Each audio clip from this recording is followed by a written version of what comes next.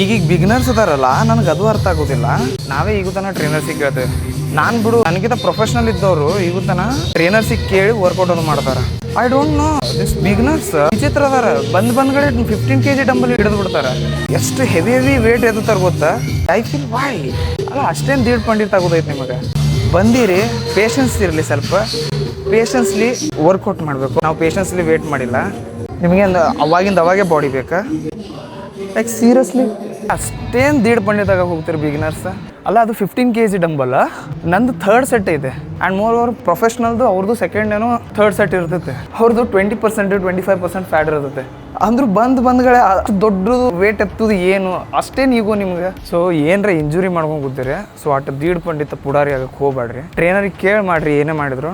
Okay, ಅಷ್ಟು professionalism ತೋರಿಸೋದು ಏನು ಬೇಕಾಗಿಲ್ಲ. ಪೇಷನ್ಸ್ ಅನ್ನೋದು ಬೇಕು ಎಲ್ಲದಕ್ಕೂ, ಏನೇ ಬಿಲ್ಡ್ ಆಗೋಕ್ಕೂ. So be careful guys.